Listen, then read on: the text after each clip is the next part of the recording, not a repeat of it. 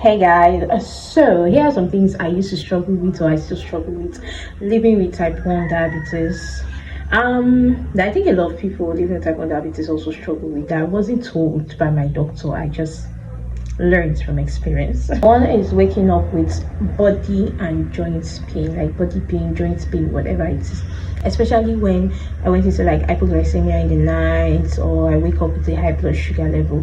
Oh my god, I thought I was the only one that suffered from this until someone else living with type 1 diabetes actually asked me, and I realized that joint pain is very common with type 1 diabetes. Well, with sugar level control, exercise and all that, it has been better, but sometimes once in a while I used to be like that. Number two is mental health. I cannot even exaggerate this enough. I used to suffer from depression and anxiety, and being diabetic made it worse because being scared, so scared of trying new things, because I'm always trying to have a perfect blood sugar and all that. But it was a real struggle.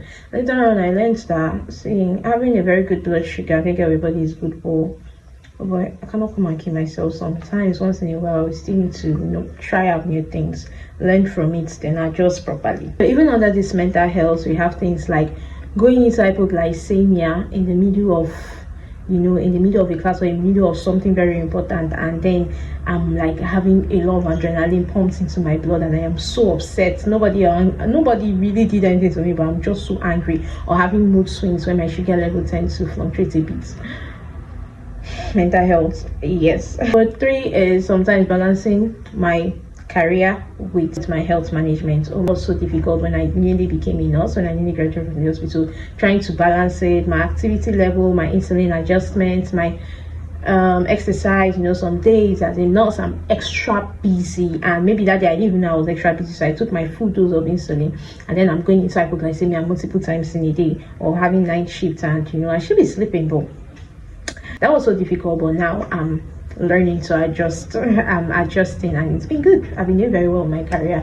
And yeah, for four, I think this is also under mental health. As a nurse, one thing I struggle with a lot of time is fear, especially when I was in my internship, when I nearly graduated. There used to be this fear that comes with treating diabetic patients. I used to be like the head of, I can relate with them. Funny enough, they used to like me because it's as if they don't even know that I'm living with type 1 diabetes, but because of the way I just talk with them, they are like, they can relate with me. I have knowledge more than just the book knowledge, and with that they are able to explain. I always make sure to take care of their mental health. I always make sure to talk to them, to encourage them. So patients usually like me, but seeing people who have the same health condition, going through so much pain and everything was a challenge for me.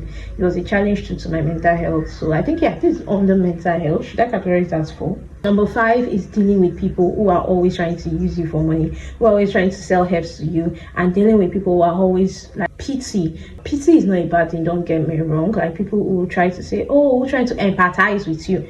Empathy is okay. I love empathy. I love people praying for me. I love people doing all those things for me. But when people take it for that to be pity, like not giving you opportunities that they feel you can do just because they pity you, or just that kind of thing. I don't know if you've been in a way whereby people pity you, and then you talk about the herbs, people who are always trying to sell herbs to you, people who are always trying to give you one solution or the other that you don't ask for. And most of these people are ignorant of even what it is, and they are trying to sell herbs for you, trying to tell you that it cures this, cure that.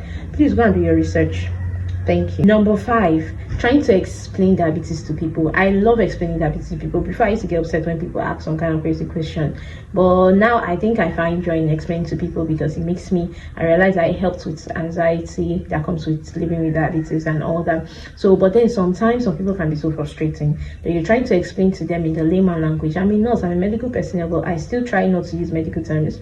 I try to explain to them with layman language, and then maybe sometimes with the little information, people now think they know everything about you, and diabetes is not straightforward. Living with type 1 diabetes especially, or diabetes in general, is not straightforward. It's quite complicated, and also the last I would say for now is the fact that people always want to get into your life. They always feel they know everything. They don't allow you eat in peace, don't allow you feed in peace. Taking a bottle of Coke, and you cannot even ask, is your sugar level low? What happened?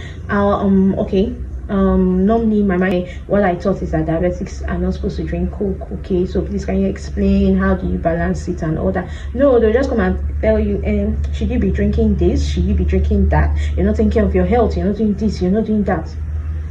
Oh Lord, some people just feel like they are the ones that know you better, and it's crazy, so crazy. I mean, it's good trying to, look out for somebody living with diabetes, but trying to like pray is different from when you're trying to control the person. You're trying to pray. Oh my God, I struggle from it a lot, and recently I've tried to put. I won't lie. At the point in time, I became rude to people. I tried to put them in their place, but I'm beginning to learn how most of the time it's not coming from a place of trying to control you, but a place of care. And sometimes I just learn how to tell them that this is not how you should talk, ask this kind of questions, do this, do your research before you conclude and everything. That